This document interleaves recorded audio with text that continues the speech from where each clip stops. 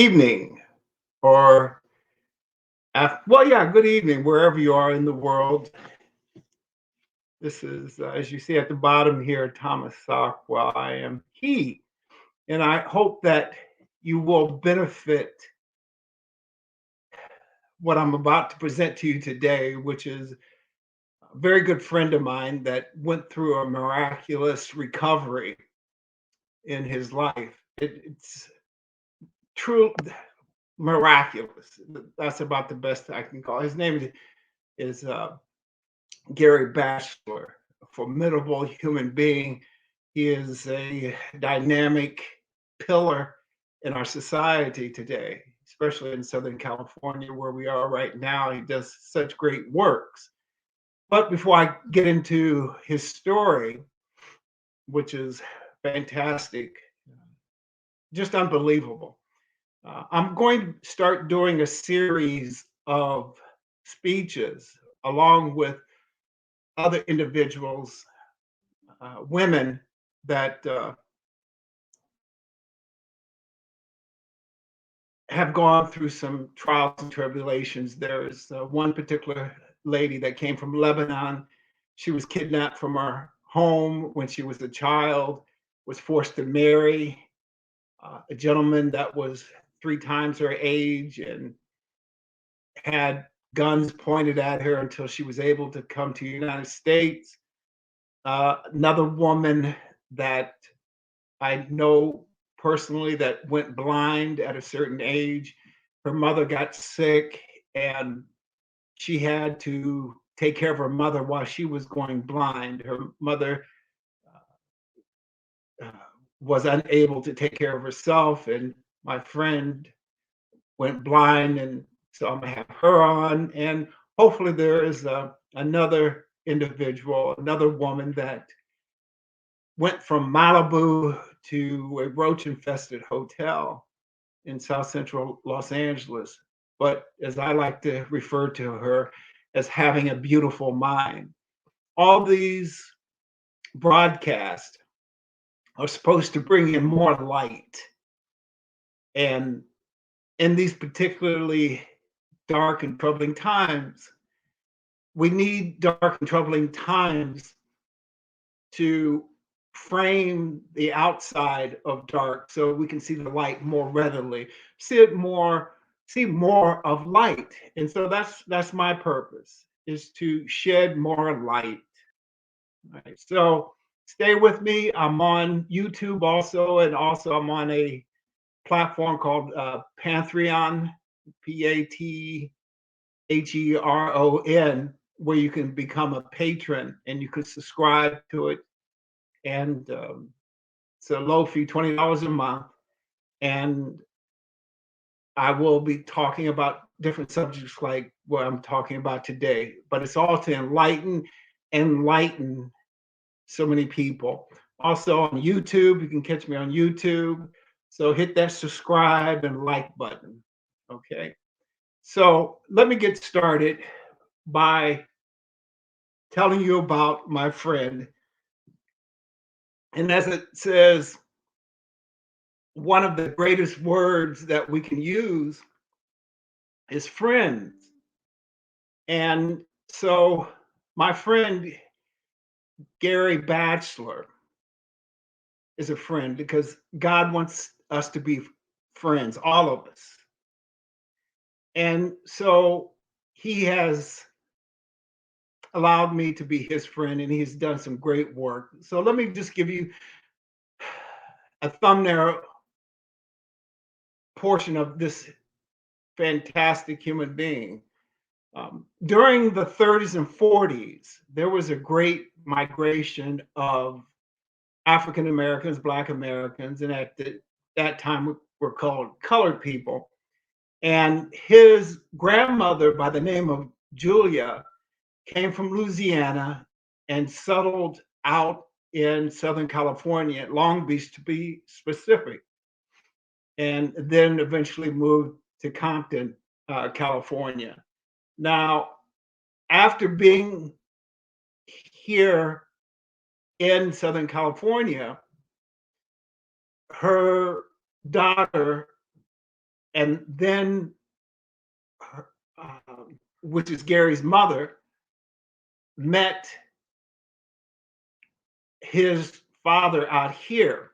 So, but they both came from, all three of them came from Louisiana. So they immediately got to work out here because that was the main purpose. Like most immigrants to a new place, they got busy living. And one of the legacies that she left with her family was the Black church. Gary received so many benefits from being in the church that still resonate through not only his own life, but also other people's lives. So Julia left a legacy of God first, family second, education, and hard work. These are the four pillars that have sustained that family, not only like mine, also, which is those four elements. Now, when Gary got into the high school age, what he did, he got a waiver to go to a predominantly white school, high school called Southgate House High School here in Southern California, uh, because they were living in Compton at the time. But he was able to get a waiver to go to Southgate High School, and he did marvelously well. It- and this was in the late 60s. And in spite of him being nearly the only African American, he thrived at that school. He was able to get all the benefits that were not given to most people of color at that time. The marvelous thing about Gary is that he graduated number one in his class, number one in his class. Now, what happened to him on graduation night, he and another individual got on stage, and this other individual was a white young man. And Gary had higher scores than this other individual. However, the administrators at that time, because the prevalent attitude at, within society, not only in that particular place, as a matter of fact, Firestone Rubber Company was right down the street from this school. And so it was a pretty prominent area. And they gave it to this young man, the white individual. And so as Gary and this other individual got on stage, this white young man turned to Gary and gave the award to Gary. That was pretty impressive for an 18-year-old to do, not just an 18-year-old, but a white 18-year-old. What character that showed, because he knew what his adult uh, teachers had done something wrong. So we call them allies now, but he was showing common decency, because during the civil rights movement here in the United States, there were so many white allies, Asian allies, Mexican American allies to Black folks, and women allies. A lot of the civil rights civil rights movements, the progenitor of those other movements, Mexican American, Asian American, um,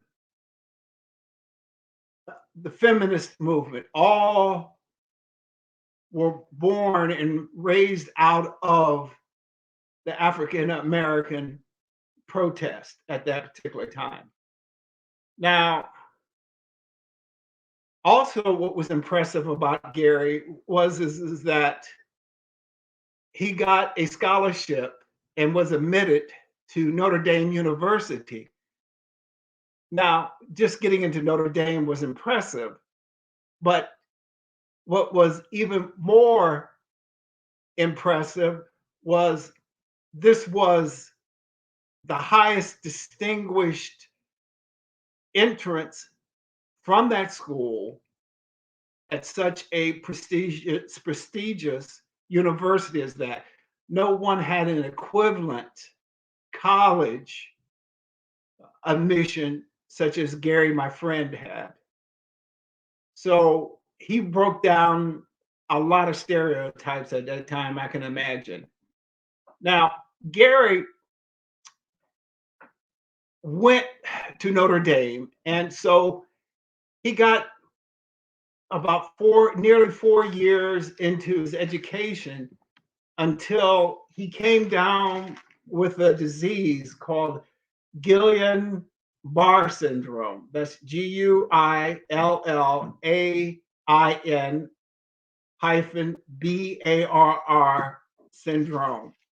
And what it did or does and will do, it causes weakness in the muscles and also paralysis. So Gary was feeling weak on a Friday and he decided to go home. Well, within the Monday, he was totally paralyzed. And so Gary had to go to the hospital, and he was in the hospital for 138 days. It was so severe that he couldn't blink his eyes. So they had to put like Vaseline or ointments in his eyes so his eyes would not dry. Also, he had to have a feeding tube put down his throat to be able to feed him. Now, this went on for about 2 years. He got progressively a little bit better. He ended up having to relearn how to feed himself, and also he had to learn to have mobility, but he never got full use of his body. It was still at about 70% through therapy where he could actually use his body. Now, what had happened is that after 2 years of this tragic experience, as I was saying to you before, one of the pillars of Julia was God. So they took Gary to church when it was the Easter Sunday, as a matter of fact, took Gary to church, and Gary was sitting at the back of the church, immobile, but was able to listen and things like that, but he couldn't really move. So there was this highly spiritual lady, a prophetess, if you want to call her that, and she said to him, and she excused herself to the church, and she looked directly at Gary, and she said, God just told me, Gary, that you will walk today. So get up out of the chair. Now keep in mind, Gary couldn't walk or talk up until that point. He got out of his wheelchair and walked to her. Gary has been walking for the past 50 years. So that's a miracle. Now, since Gary needed to complete his degree, he went back to Notre Dame, got his degree, and for good measure, he got a master's degree. And also, he got a certified public accountancy, uh, uh, uh, a certified public accountancy or CPA. So he became a certified public accountant along the way also. Now he took that education and he went back to South Central Los Angeles and he became an administrator at Martin Luther King Hospital in South Central Los Angeles. And he became administrator because when he was at Notre Dame, he was a biology and physics major because like most black folk at the time, even my father wanted me to become a doctor. He was going after trying to become a doctor, but instead he became a administrator over the OG BYN department. And he did that for 5 years, helping to serve the African or Black community. And, but he felt that he could possibly do more than that. So what he did, he left that hospital, Martin Luther King Hospital, and he established a business corporation, as a matter of fact, and it was one of in that in the area that he set up his business.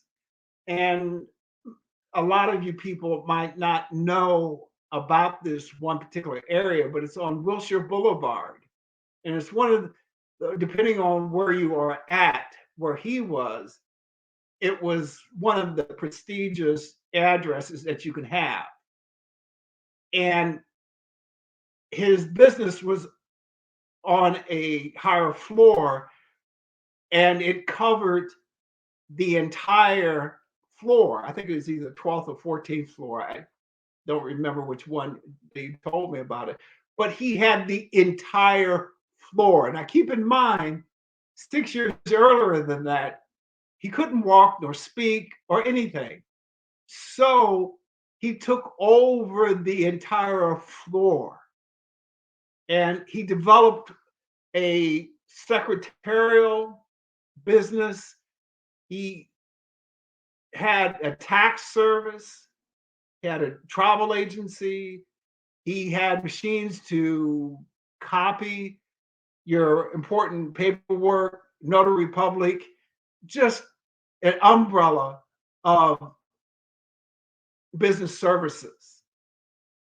And that was remarkable in itself. And so as time went along,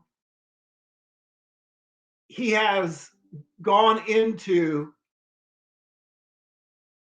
other aspects also that it's too numerous to mention, but the man is just fantastic, just remarkable.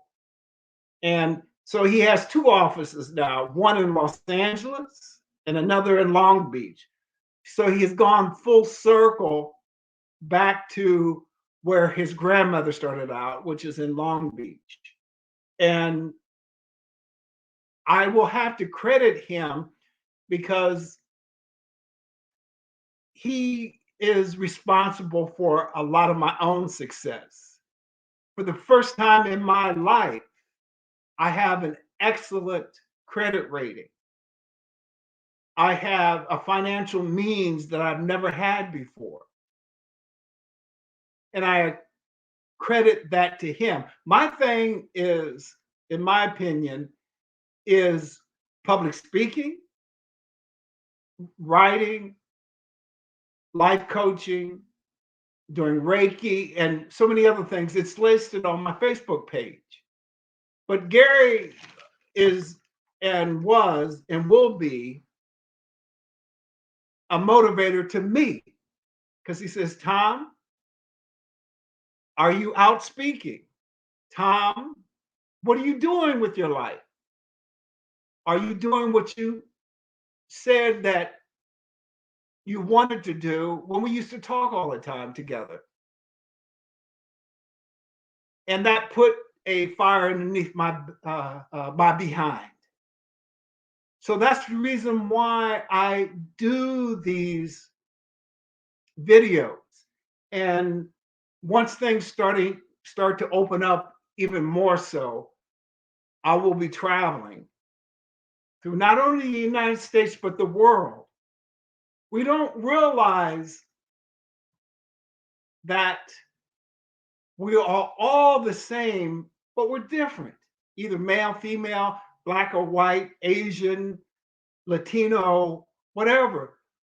There's three components to the similarity, which is we all need to be appreciated. We all need to be valued.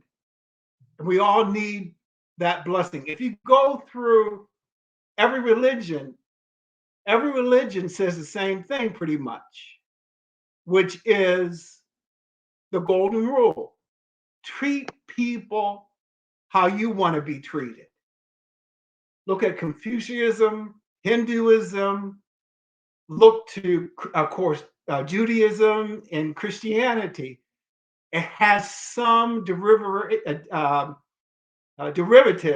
of the golden rule. So we all are the same, but just differently. So the legacy that Julia, his grandmother, left was God first, the church. Secondly, the family. Thirdly, education. And lastly, work hard. Work hard.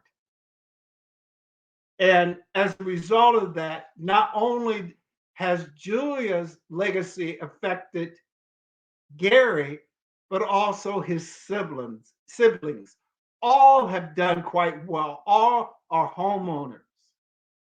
All have achieved beyond what society as a whole would say that the African American could achieve. Now, if you would like to get some more information about Gary, because this man has really helped me tremendously with my finances, I will give you that information if you send me an email.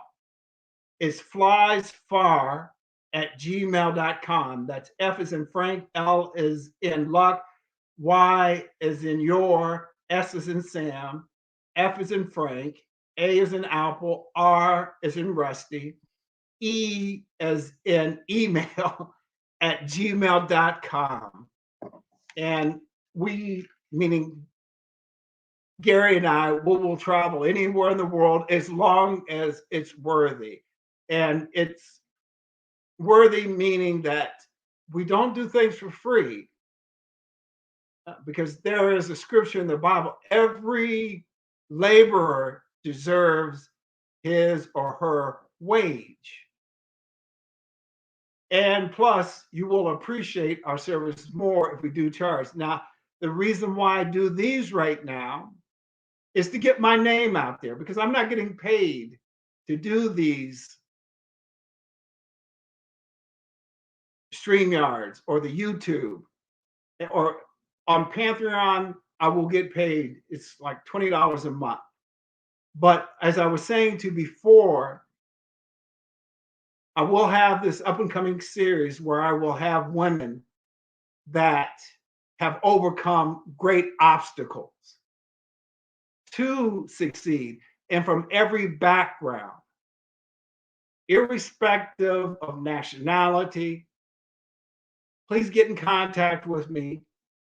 And if you have a story of overcoming, please email me at fliesfar311@gmail.com. That's fliesfar311 at gmail.com. I don't believe I put the 311 in there, but it's flyspar311 at gmail.com. Or look me up on Facebook and call me if you have a story, or if you could use any of my services or Gary's services, more importantly. We'd be more than happy to have and to deal with you. Now, I will end this by saying to you, and I just heard it today, and it was one of the last, at least I know about, interviews with Sidney Poitier, since this elegant of a man just passed away. The interviewer by the name of Leslie Stahl of 60 Minutes fame, she asked him, because he had, like myself, did a lot of soul searching. And she asked Sidney Poitier, through all this self-analysis and soul searching, what did you find out about yourself? And Mr. Poitier said, I'm a good man. So I would have to include that with me too. I'm a good man. So thank you for those that decided to join my broadcast. Please look for me on a weekly basis next week. I will have another broadcast, and I look forward to hearing from you. Let me know what you think of the series, and if you would like to participate in the series with a story, because I want to hear your story about overcoming. There's a lot of ordinary people out there that have extraordinary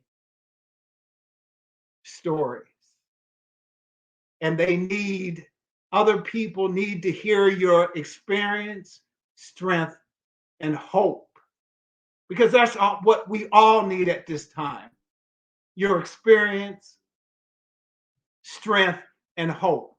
When we hear other people's stories, we start to realize, we start to identify with them. Oh, you mean you had an abusive husband? You mean to tell me that sometimes you didn't feel like taking that additional step sometimes, but you got up anyhow? Or sometimes you didn't have enough money to have your kids eat for that night. So instead, you didn't eat and you gave it to your children. But they, as a result, are prospering because of what you have done. I want to bring that out to a lot of people, because there are a lot of people out there that need this hope, that strength and hope. So get in contact with me and we take it from there. May everyone have many blessings and peace profound.